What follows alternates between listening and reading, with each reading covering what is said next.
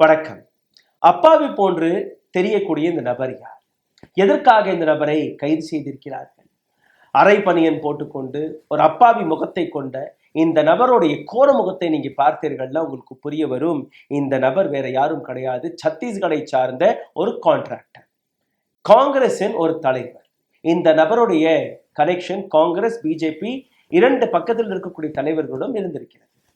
Road contract, அரசாங்கத்துடைய கான்ட்ராக்ட்களை எடுத்து கிட்டத்தட்ட 150 கோடி ரூபாய்க்கு மேல குவித்த இந்த நபர் ஒரு ரோட் கான்ட்ராக்டின் போது இவர் செய்த ஊழல்களை வெளிச்சம் போட்டு காட்டிய ஒரு இளம் பத்திரிகையாளர், 32 வயதான முகேஷ் சந்திராகருடைய கொலை. அந்த கொலைக்கு பின்னாடி இருக்கக்கூடிய மாஸ்டர் மைண்ட் யார் என்றால் நீங்க பார்த்து கொண்டிருக்கக்கூடிய இதே நபர். இந்த நபருடைய பெயர் சுரேஷ் சந்திராகர். சுரேஷ் சந்திராகர் மற்றும் முகேஷ் சந்திராகர் எட்டத்து சொந்தக்காரர்கள், ஒரே கம்யூனிட்டியை சார்ந்தவர்கள், ஒரே ஜாதியை சார்ந்தவர்கள், ஒரே இலாக்காவை சார்ந்தவர்கள். கடந்த 3 நாட்களாக என்னை போன்ற எத்தனையோ நூற்றுக்கணக்கான பத்திரிகையாளர்கள் சோசியல் மீடியா வழியாக இந்த விஷயத்தை எடுத்து வைத்துக் கொண்டிருக்கிறோம். நேஷனல் மீடியாவிடம் இந்த விஷயத்தை பற்றி பேசுவதற்கு பெரிய நேரம் கிடையாது. ஆனால் கூட அவர்கள் இப்ப எழுத தொடங்கி இருக்கிறார்கள். எந்த அளவில் நக்சல், தலித்கள் அல்ல மற்ற சின்ன சின்ன கிராமங்களில் இருக்கக்கூடிய இஷ்யூஸ்கள் எடுத்து வைக்கக்கூடிய பத்திரிகையாளர்கள், அவர்களுடைய உயிருக்கு எந்த விதமான உத்தரவாதமும் இல்லை, எந்த விதமான பாதுகாப்பும் இல்லை. ஆனால் கூட இந்த நாட்டுடைய வளர்ச்சிக்கும் லோக்கல் இஷ்யூஸ்களை வெளிவைத்தால் அங்க இருக்கக்கூடிய மக்களுடைய பிரச்சனைகளை கொண்டு வருவதற்காக மிக முக்கியமான பேக்போனாக செயல்படக்கூடிய இது போன்ற பத்திரிகையாளர்கள், அவர்கள் கிடைக்கக்கூடிய பரிசு மரண தண்டனை.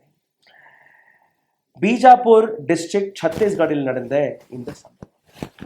முகேஷ் சந்திராகர் வயது 32, இளம் பத்திரிகையாளர், ஒரு யூடியூப் சேனலை நடத்தி வந்தார். பஸ்தர் ஜங்ஷன் என்கிற இந்த பெயரில் இந்த இளம் பத்திரிகையாளரை கொலை செய்த குற்றத்திற்கு நேற்று இரவு இந்த நபரை ஹைதராபாத்திலிருந்து கைது செய்திருக்கிறார்கள். இதற்கு முன்பே நீங்க பார்த்தீர்கள்னா இவருடைய கூட்டாளிகள் 3 பேரை கைது செய்தார்கள்.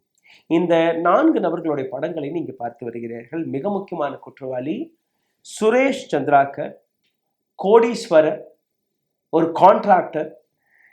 முகேஷ் சந்திராகருடைய கொலைக்கு மாஸ்டர் மைண்டாக இருந்த இந்த நபர் road contractor.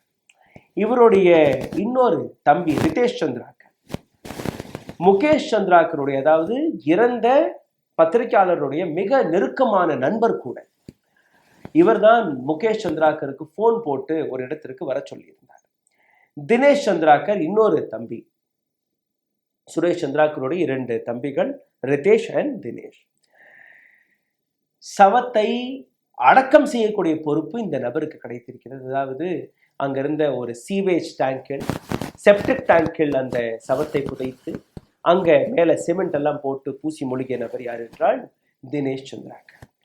Mahendra ராம்டேக், Suresh சந்திராகருடைய supervisor. இந்த கொலைக்கு மிக முக்கியமான வேலையை பார்த்த நபரும் இந்த நபர் தான்.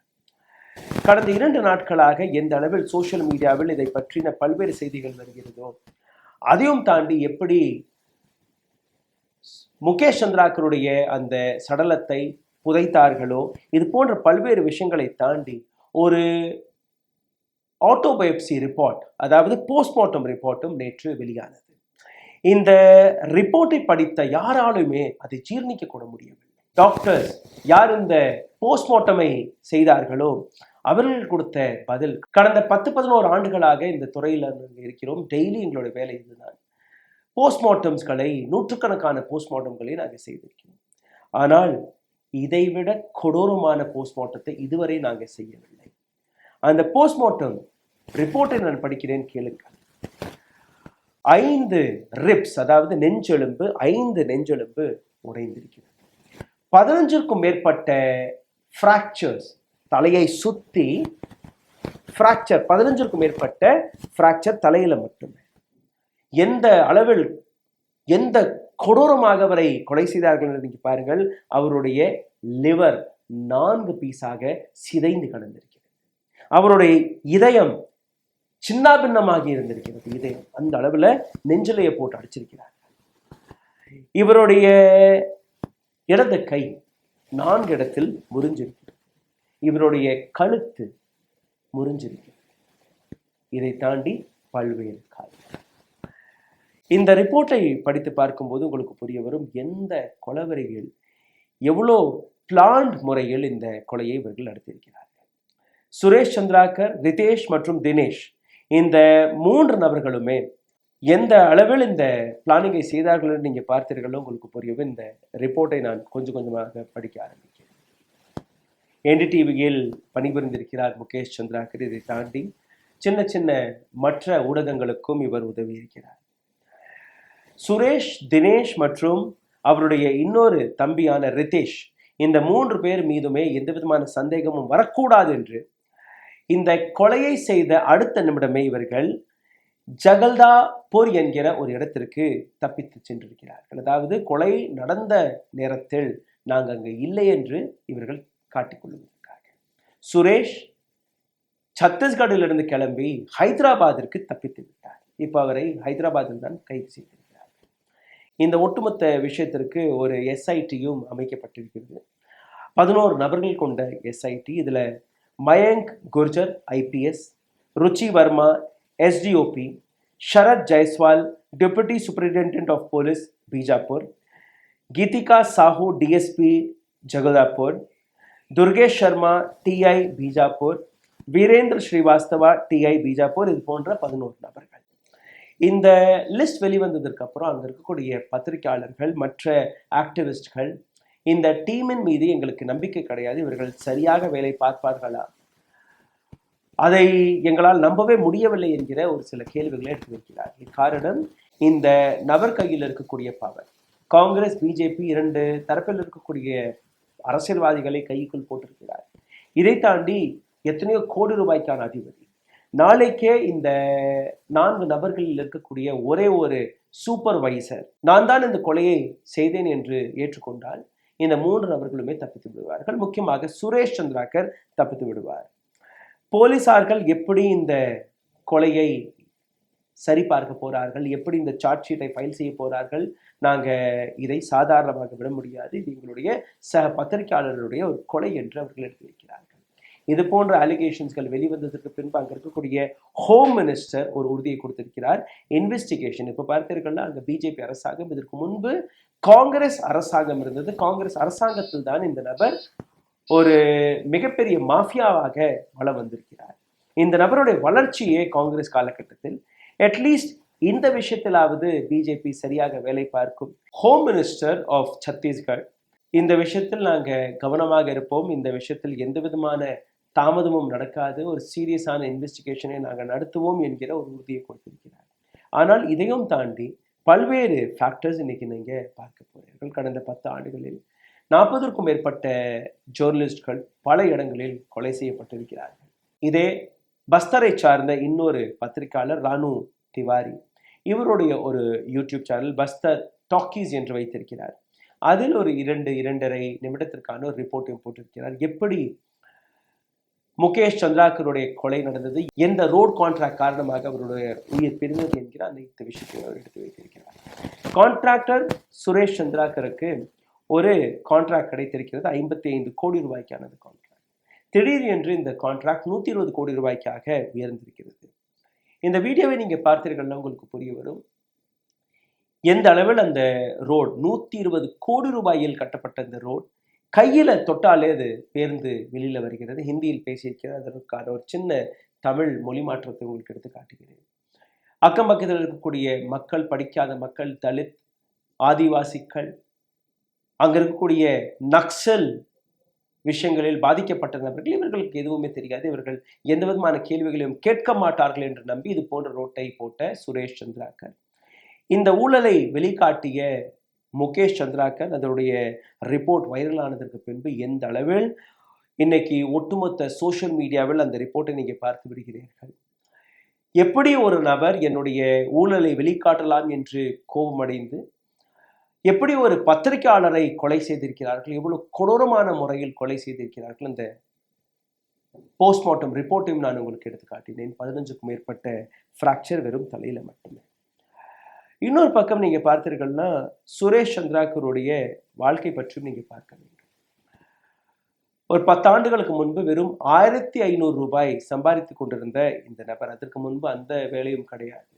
சின்ன சின்ன வேலைகளை பார்த்து வந்தார், மரம் வெட்டி வந்தார், காடுகளுக்கு போய் அங்க இருக்கக்கூடிய பொருட்களை சேகரித்து வரக்கூடிய சின்ன சின்ன வேலைகளை பார்த்து வந்த சுரேஷ் சந்திராகர் அங்க ஒரு ஸ்கீம் வெளிவந்திருக்கிறது. இந்த ஸ்கீம் வழியாக இவருக்கு வேலையும் கிடைத்திருக்கிறது. இந்த வேலை SPO ஸ்பெஷல் போலீஸ் ஆஃபீஸர் அந்த டிபார்ட்மெண்ட்டில் எடுபடி வேலை கிடைத்திருக்கிறது. வெறும் 1500 ரூபாய். சல்வா ஜுடும் பீரியட் அந்த காலகட்டத்தில் இவருக்கு கிடைத்த வேலை. அதற்கப்புறம் அங்கங்க அதிகாரிகளை கையுக்குள் போட்டு திடீரென்று இவருக்கு ஒரு ரோட் கான்ட்ராக்ட் கிடைத்திருக்கிறது. 35 கிலோமீட்டருக்கான ரோட் கான்ட்ராக்ட். அதற்கான மொத்த தொகை 50 கோடி ரூபாய். 2008ஆம் ஆண்டு இவர் வேலையில் சேர்ந்திருக்கிறார். 2012ஆம் ஆண்டு வரை எந்த விதமான பெரிய லாபமும் கிடையாது. 2016ஆம் ஆண்டு இவருக்கு 50 கோடி ரூபாய்க்கான இந்த ரோட் கான்ட்ராக்ட் கிடைத்திருக்கிறது. அதற்கு பின்பு நீங்க பார்த்தீர்கள்னா 2019ஆம் ஆண்டு ரிவைஸ் செய்யப்பட்டு இந்த கான்ட்ராக்ட் 120 கோடி ரூபாய்க்காக உயர்த்தப்பட்டது. இந்த நபரை பற்றி இன்னும் பெரிய அளவில் பேசப்பட்ட அந்த காலகட்டம்னு நீங்க பார்த்தீர்கள்னா 2 வருடத்திற்கு முன்பு கோவிட் காலகட்டத்தில் இவர் வசித்து வரக்கூடிய அந்த சிறிய கிராமத்தில் ஹெலிகாப்டரை வைத்து தன்னுடைய திருமணத்தை நடத்தியது. ரஷ்யாவிலிருந்து பாடகர்களை ஆடல் பாடல் நிகழ்ச்சி எல்லாம் நடத்தி கிட்டத்தட்ட அந்த ஒரு 2 வருஷத்துக்கு முன்பே, அதாவது கோவிட் காலகட்டத்திலே ஒரு 15லிருந்து 20 கோடி ரூபாய் இவர் தன்னுடைய திருமணத்திற்கு செலவழித்ததாக அந்த தகவல் வெளிவந்தது. அப்பவும் நீங்க பார்த்தீர்கள்னா சுரேஷ் சந்திராகருக்கு இருந்த கோபம், முகேஷ் இவர்தான் அந்த ஹெலிகாப்டர் படத்தை எல்லாம் மற்ற ஊடகங்களுக்கு கொடுத்திருக்கிறார். அங்க இருக்க திருமணத்தில் நடந்த பல்வேறு விஷயங்களை ரிப்போர்ட் செய்த நபரும் இவர்தான் என்கிற ஒரு கோபம் இருக்கிறது. முகேஷோடைய அண்ணன் யோகேஷ் இவரும் இதே பஸ்தர் என்கிற இடத்தில் சத்தீஸ்கட்டில் ஒரு லோக்கல் சேனலில் வேலை பார்த்து வரக்கூடிய வேலையை பார்க்கிறார். முகேஷ் ஜேர்னலிஸ்ட், முகேஷோடைய கனெக்ஷன் டெல்லியில் இருக்கக்கூடிய பல்வேறு பத்திரிகையாளர்கள் பல்வேறு சேனல்களோடு நடந்திருக்கிறது. அதாவது சென்டர் ஆஃப் கான்டாக்ட். இப்போ எங்கள் போன்ற பத்திரிகையாளர்கள் எங்களுக்கு பல்வேறு கனெக்ஷன் இருக்கும். சின்ன சின்ன கிராமங்களாக இருக்கட்டும், நகரங்களாக இருக்கட்டும், எங்களுடைய இன்ஃபர்மேஷன் ஷேர் செய்வதற்காக நாங்கள் இது போன்ற கனெக்ஷன் வைத்திருப்போம். அது போன்ற ஒரு கனெக்ஷன் தான் முகேஷ் சந்திராகராக இருந்தார். பஸ்தர் ஜங்ஷன் யூஸ்வலாக நீங்கள் பார்த்தீர்கள்னா இது போன்ற சின்ன சின்ன இடங்களில் வேலை பார்க்கக்கூடிய பத்திரிகையாளர்களுடைய வருமானம் அவ்வளோ பெரிய இருக்காது. அதனால் தன்னுடைய ஒரு சில நண்பர்களுடன் சேர்ந்து பஸ்தர் ஜங்ஷன் என்கிற ஒரு யூடியூப் சேனலை தொடங்கி இருக்கிறார். இப்போ நீங்க பார்த்தீர்கள்னா 1,66,000 சப்ஸ்கிரைபர் இவருடைய சேனலில் இருக்கிறார். நேற்று ஒரு வீடியோவை நாங்கள் பகிர்ந்திருந்தோம். அந்த வீடியோவில் நீங்க பார்த்தீர்கள்னா 4 இடங்களில் என்னெல்லாம் அவர் செய்தார் அந்த வீடியோ உடைய ஒரு துண்டை நான் இந்த வீடியோவில் சேர்க்க சொல்லுகிறேன். 4 மிகப்பெரிய சாதனைகள், மிகப்பெரிய ரிப்போர்ட், கிரவுண்டில் இறங்கி எப்படி முகேஷ் சந்திராகர் செய்தார். ஒரு பத்திரிகையாளர், எங்கள் போன்ற பத்திரிகையாளர்கள், நகரங்களில் வசிக்கக்கூடிய பத்திரிகையாளர்கள், பெரிய பெரிய பாலிசிஸ்களை பற்றி பேசக்கூடிய பத்திரிகையாளர்கள், எங்களுடைய வாழ்க்கை கடினமாக இருந்தால் கூட இந்த அளவில் உயிருக்கு ஆபத்தான நிலையில் நாங்கள் வேலை பார்க்கவில்லை. ஆனால் முகேஷ் சந்திராகர் போன்ற இளம் பத்திரிகையாளர்கள் எந்த அளவில் கிரவுண்டில் இறங்கி அங்கே இருக்கக்கூடிய லோக்கல் இஷ்யூஸ்களை வெளிவைத்த காரணத்திற்காக, அந்த குற்றத்திற்காக அவருக்கு கிடைத்த பரிசு நீங்க பார்த்த அந்த போஸ்ட்மார்ட்டம் ரிப்போர்ட். தலையில் 15 ஃப்ராக்சர், 5 நெஞ்செலும்பு முறிக்கப்பட்டது. அவருடைய லிவர் 4 துண்டாக கடந்திருக்கிறது உடலுக்குள்ளே. அவருடைய இதயம் சிதைந்து கடந்திருக்கிறது. கழுத்து முறிக்கப்பட்டிருக்கிறது. இடது கை 4 துண்டாக கடந்திருக்கிறது. இதுவும் பற்றாது என்று அங்க இருக்கக்கூடிய செப்டிக் டேங்கில் 3 நாட்கள் வரை ஊற வைத்திருக்கிறார்கள். யாருக்குமே தெரியாது, அப்படியே அழுகி போயிடும் அந்த சடலம் என்று. அந்த அளவில் கொடூரக்காரனாக இருந்த சுரேஷ் சந்திராகருடைய படத்தை மீண்டும் ஒரு முறை ஒரு கான்ட்ராக்டர் தான் பிடிபட்டு போனோம், தன்னுடைய ஊழலை எக்ஸ்போஸ் செய்து விட்டான் என்று எந்த அளவில் ஒரு பத்திரிகையாளரை கொலை செய்திருக்கிறார். இவர்களுக்கு எந்த விதமான தண்டனை கிடைக்க வேண்டும், இந்த நபர் காப்பாற்றப்படுவாரா, இந்த நபர் வெளியே வந்து விடுவாரா என்கிற அச்சமும் அங்க இருக்கக்கூடிய பத்திரிகையாளர்களிடம் இருக்கிறது. 40க்கும் மேற்பட்ட பத்திரிகையாளர்கள் இதே முறையில் கடந்த 10 ஆண்டுகளாக கொலை செய்யப்பட்டிருக்கிறார்கள். ஆனால் அரசாங்கம் பத்திரிகையாளர்களை காப்பாற்றுவதற்கோ அல்ல அவர்களுக்கான ஒரு பாலிசியோ இதுவரை கொண்டு வர. அரசாங்கம் செய்யக்கூடிய அனைத்துமே பணத்தை கொடுத்து பத்திரிகையாளர்களை விலை கொடுத்து வாங்குவது மட்டும்தான், தன்னுடைய நெரட்டிவ்களை செட் செய்வது மட்டும்தான். இது போன்ற பத்திரிகையாளர்கள் அரசாங்கத்திற்கும் இது போன்ற ஊழல்வாதிகளுக்கும் கான்ட்ராக்டர்களுக்கும் கார்ப்பரேட் நபர்களுக்கும் உறுத்தி கொண்டிருப்பார்கள். அதனால் இது போன்ற பத்திரிகையாளர்களை யாருமே சப்போர்ட்டும் செய்வது. இது போன்ற பத்திரிகையாளர்களால் தான் இன்னைக்கு உங்களுக்கு முன்பு உண்மைகள் வந்து கொண்டு, இவர்களும் இல்லை என்றால் இந்த நாட்டில் இருக்கக்கூடிய 4வது தூணான மீடியா என்னைக்கும் அழிந்திருக்கும். மீதம் இருக்கக்கூடிய அந்த பத்திரிகை மீது இருக்கக்கூடிய சில நம்பிக்கையை இவர்கள் உயிர் கொடுத்து வாழ வைத்துக் கொண்டிருக்கிறார்கள். தயவு செய்து இந்த வீடியோவை பாருங்கள். நன்றி, வணக்கம்.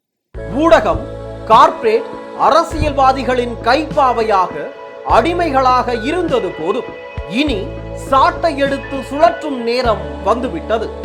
ஊடகம் பொதுமக்களாகிய உங்களுக்காக உங்களாலேயே இயக்கப்பட வேண்டும். ஊடக சுதந்திரத்திற்காக உங்களின் பங்களிப்பை இன்றே அளித்திடுங்கள்.